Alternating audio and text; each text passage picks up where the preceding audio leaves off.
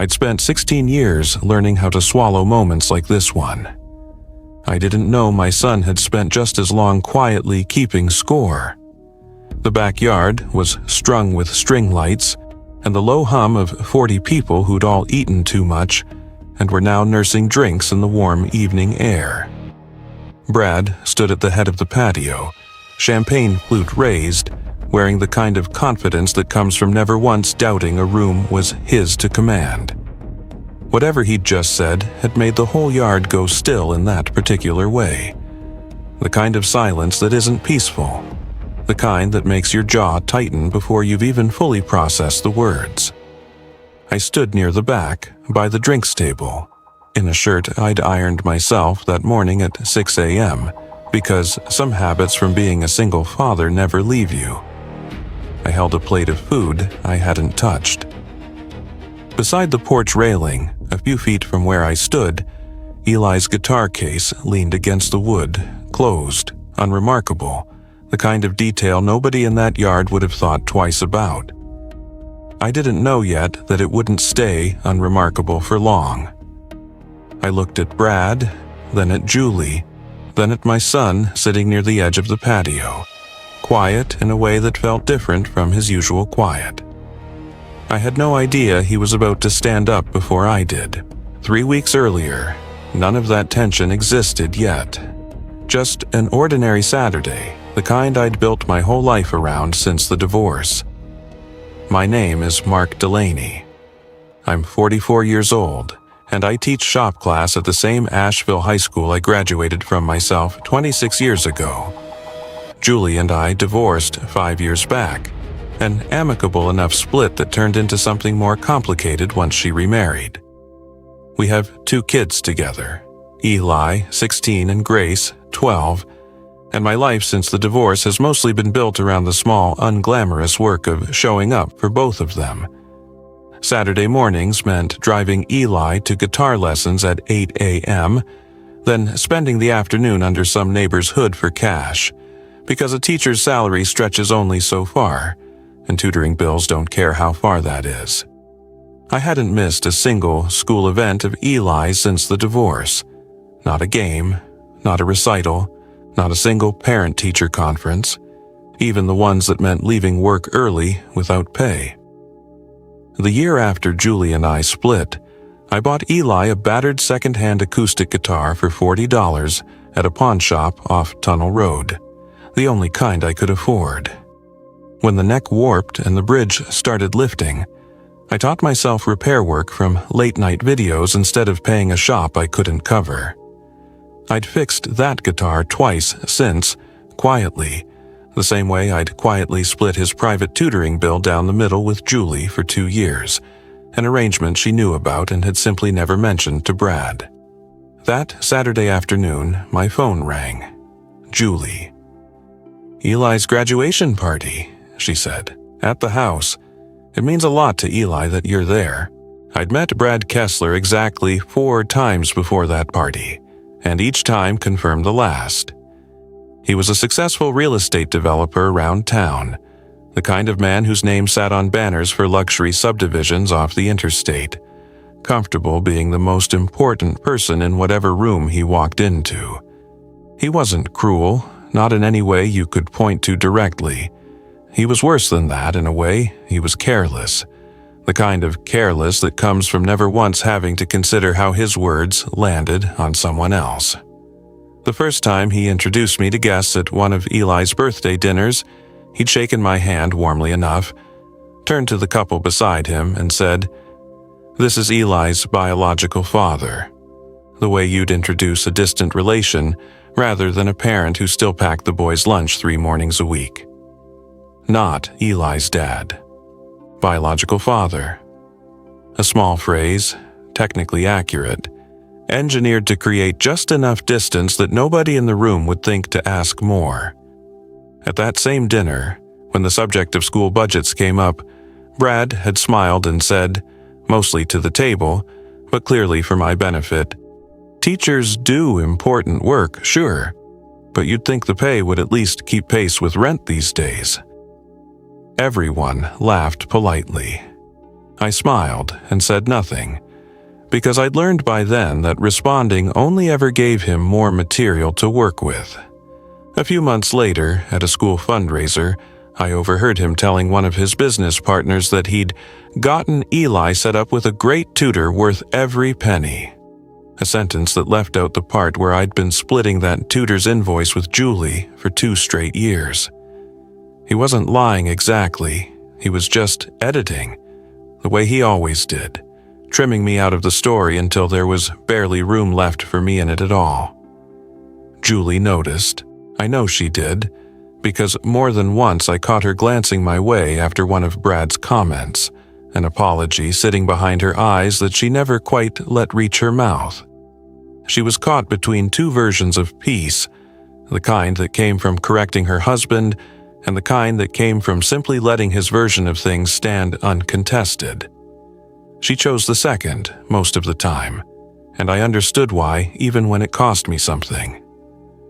2 weeks before the party, I ran into Brad at the hardware store, both of us there for entirely unrelated reasons.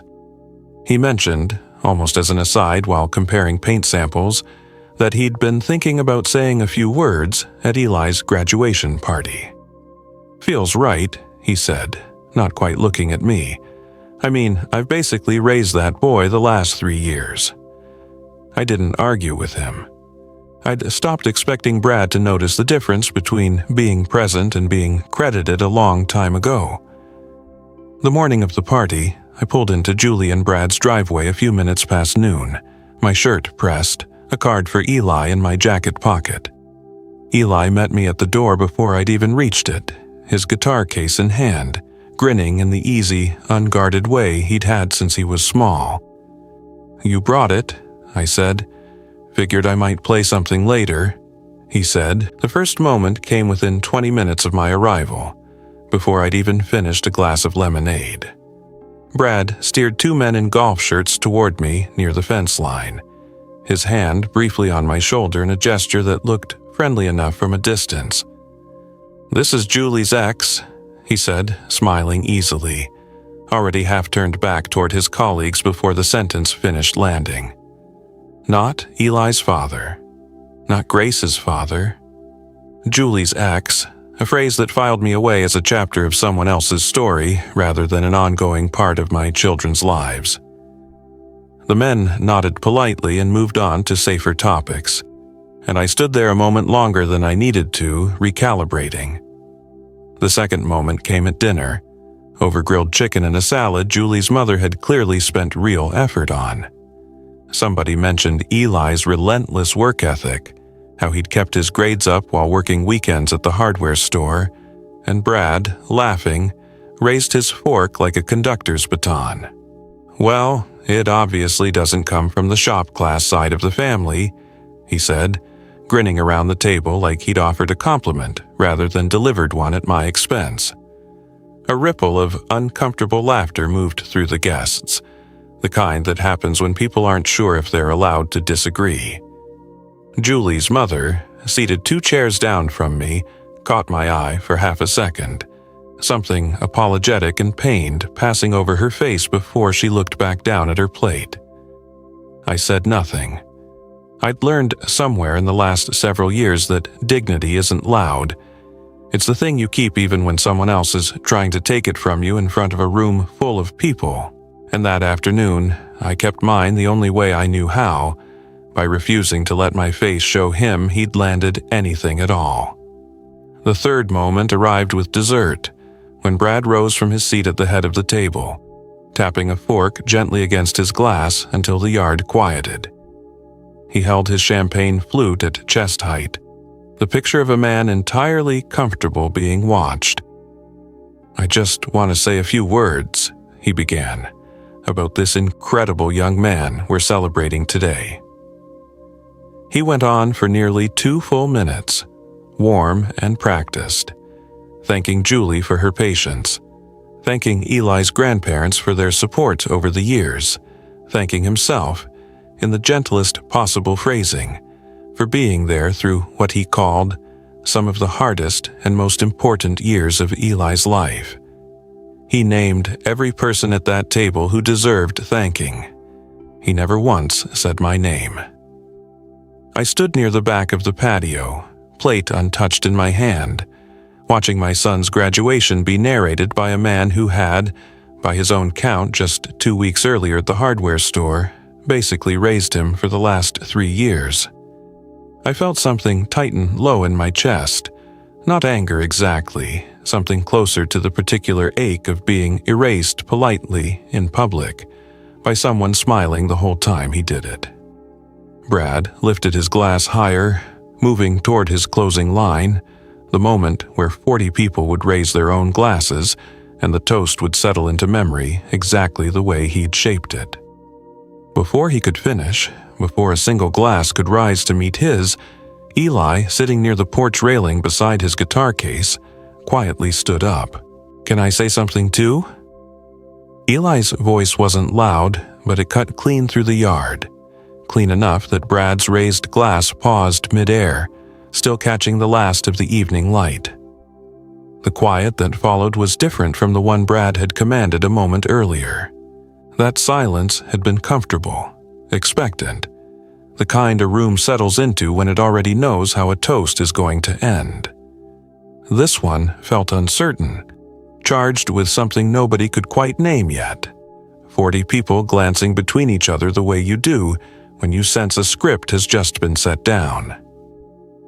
Julie's eyes moved quickly from her son to her husband, something unreadable passing over her face, half hope, half worry, like she couldn't decide which version of the next few minutes she was bracing for. Brad, for his part, simply smiled wider, entirely unbothered, entirely certain of what was coming. Of course, the boy wanted to say a few words of his own. Of course, he'd want to thank the people who'd raised him, and Brad, standing at the head of the table with a glass still in his hand, clearly assumed his own name would be somewhere near the top of that list. "Go ahead, buddy," he said warmly, gesturing toward Eli with the same easy confidence he brought to everything, waving him forward like a host inviting one more guest to the microphone at his own event. Eli didn't move toward the table right away. He looked at his mother first, then, briefly, at me, something steady passing between us that I didn't fully understand yet. Then he bent down beside his chair, where his guitar case had been sitting quietly against the porch railing since the moment I'd arrived, unremarked upon by anyone all afternoon. He lifted it into his lap, set it flat across his knees, and began, slowly, deliberately, to unzip it in front of everyone. Eli lifted the guitar free of its case and settled it across his lap, and for a moment he didn't say anything at all. He just ran his thumb slowly along a hairline crack near the neck, a repair I recognized instantly because I was the one who'd made it, hunched over the kitchen table 2 years ago, with wood glue and a clamp and a laptop propped open to a tutorial I'd watched 4 times before trusting my own hands. "This guitar cost $40, Eli said finally, looking down at it rather than out at the crowd. My dad bought it for me at a pawn shop the year after he and Mom split up, because that's what he could afford, and he never once made me feel like that was something to be embarrassed about. The yard had gone very still, the kind of stillness that isn't waiting for a joke anymore. The neck warped about a year in, he went on. A real shop wanted almost $200 to fix it, money we didn't have lying around. So my dad taught himself how to do it instead. Watched videos late at night after grading papers, fixed the neck, then the bridge, then re-glued the same crack twice since, because I wasn't exactly gentle with it in 8th grade. A small, easy laugh moved through some of the guests, softer now, uncertain of where this was headed, but no longer expecting a punchline. Then, almost as an aside, the way you'd mention something you'd simply always assumed everyone already knew, Eli added, "He's also been splitting my tutoring bill with Mom for 2 years. Half of every invoice every month since 9th grade. I saw it land. I saw Brad's smile falter at the edges, the easy confidence from a few minutes earlier draining slowly out of his face as he did the quiet arithmetic of a story he'd apparently never once bothered to check. Eli looked up from the guitar then and found my eyes across the yard, past the string lights, past the dessert plates, past his stepfather still standing frozen with an unfinished glass of champagne in his hand. "I wanted to say something real," he said. Not just polite. Eli kept going, steady now, his voice carrying easily across a yard that had gone completely silent around him. "Every morning before an early shift, my dad drove me to school so I wouldn't have to take 2 buses. He never missed a single game or recital, not one, even when it meant leaving work without pay to do it. He's been splitting my tutoring bill down the middle with my mom for 2 years, and he never once brought it up at a single dinner table. Not to make himself look good, not even to make sure anyone knew." He paused, letting that settle over the guests, over his grandparents, over Brad's business associates standing near the fence with drinks slowly forgotten in their hands. Then he turned, gently but directly, toward Brad, who still hadn't moved, his champagne flute frozen somewhere between his chest and the toast he'd never gotten to finish. "You've done a lot for us the last 3 years, and I'm grateful for that," Eli said, his voice steady, carrying no anger in it at all, only a kind of clarity that felt more devastating than anger could have been. "But you didn't raise me alone, and I'm not going to let tonight be the night everyone forgets that." Nobody spoke. Somewhere near the drink table, I heard the small clink of ice settling in an abandoned glass. Eli turned back toward the yard, lifted the guitar into position against his chest, and began to play. 2 verses of a song I recognized from 100 Saturday mornings in the car, his fingers finding the frets with the same easy confidence he'd had since he was small. The crowd stood transfixed, some smiling through visible tears, Julie's mother pressing a napkin briefly to the corner of her eye. When he finished, he set the guitar down carefully on his chair, walked the length of the patio without hesitation, and wrapped both arms around me in front of everyone. I held on to my son the way I'd wanted to for longer than I could easily admit, my throat too tight to say anything at all, my hand finding the back of his head the way it had when he was small enough to carry. The applause that followed built slowly, then swelled, warm and unmistakable, moving through the yard like something finally being allowed to breathe. It wasn't the applause Brad had been standing there expecting to receive. It wasn't for him at all. He stood alone near the head of the table, glass still raised halfway, his mouth open around the beginning of a sentence he never finished. Slowly, without a word, he lowered the champagne flute and set it down on the table beside him. The energy of the party had already moved past him, warm and certain, settling instead around a boy and his father standing together in the middle of everyone. The party didn't fully return to normal after that. Not the way parties usually smooth themselves back over. Conversations resumed in smaller clusters, quieter than before, guests drifting toward the dessert table with the particular carefulness of people who'd just witnessed something they weren't sure they were meant to see. Julie found me a few minutes later, pulling me gently by the arm toward the side of the house, away from the thinning crowd. Her eyes were red-rimmed, her voice unsteady in a way I hadn't heard from her in years. "I should have corrected him a long time ago," she said. "The comments, the little things. I told myself they weren't worth the fight, and I let them pile up until tonight happened instead." She shook her head, looking down at her hands. "I'm sorry, Mark. That wasn't fair to you, any of it."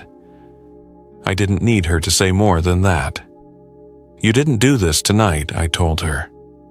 "Eli did, on his own." She nodded, wiping quickly at her eyes before anyone else could notice. A short while later, I found Brad standing near the drinks table alone, the same table I'd been standing beside less than an hour earlier, holding a plate I never finished. He looked different than I'd ever seen him, some of the polish gone out of his posture, his usual easy confidence nowhere in sight. "I didn't realize how much of this was actually you," he said, quiet, none of his usual performance behind it. "Now you do," I said. I didn't offer him anything more than that, no reassurance, no easy forgiveness to smooth things over for his comfort. For once, Brad didn't fill the silence with an explanation or a joke or a smooth redirection. He simply nodded, looked down at the glass in his hand, and said nothing else at all. I left him standing there and made my way toward the porch, where Eli had settled the guitar back into its case, kneeling beside it, zipping it closed with careful, deliberate hands. He looked up as I approached, some of his earlier steadiness giving way to something younger, more uncertain. "Was that okay, Dad?" he asked quietly, like he needed to hear it directly from me before the night could really end. I sat down on the step beside him and put my hand on his shoulder. "It was more than okay," I said. It was the kindest thing anyone's ever said about me out loud. The parking lot was quiet in the particular way that follows something enormous happening indoors, while the rest of the world keeps going about its Tuesday. I sat in my car for a moment before starting the engine, and that's when my phone buzzed with a voicemail that had come in while I was still inside. I played it once, standing there in the mostly empty lot. Curtis's voice came through tight and fast, stripped of all its earlier ease. "You're vindictive, you know that? You had no reason to bring that property into this except to sabotage us. This isn't about the money, Danny. This is you being jealous that I actually get to have a life you couldn't keep together." A pause, breathing hard. "I hope this made you feel like a big man." I didn't call him back. I didn't feel the urge to explain myself, or correct him, or even feel much of anything at all, which surprised me more than the voicemail did. I deleted it and set the phone in the cup holder. A minute later, it buzzed again, this time a text, and this one I read twice. "Marissa. I didn't know about the property. I'm sorry you found out that we were already looking at houses before the divorce was even final." I sat with that sentence longer than I expected to, not because it changed anything, but because it was the first honest thing either of them had said to me in over a year, and honesty, I didn't respond. I set the phone face down on the passenger seat, in the exact spot where the toolbox had been sitting that morning, and the empty space felt larger than it should have for something so small. My phone rang again before I'd even pulled out of the lot. "Renata, I wanted you to hear this from me, before anyone else tries to spin it," she said. "The lender called 10 minutes ago. They're pausing Curtis's application pending a full asset review. Given the discrepancy, it could be weeks, possibly longer, before they even decide whether to proceed at all. So, the house isn't happening," she said. "Not on the terms they were counting on, maybe not at all." I thanked her, told her I appreciated everything, and ended the call. I sat there another moment, engine idling, looking at the building where I'd just watched two people's certainty collapse in real time. There was no satisfaction in it, not the kind I might have expected 6 months earlier. Just a kind of settled quiet, the feeling of a door that had finally, definitively closed. I pulled out of the parking lot and drove home in silence, the radio off, the passenger seat empty where the toolbox used to sit, the space beside me lighter than it had been in a very long time.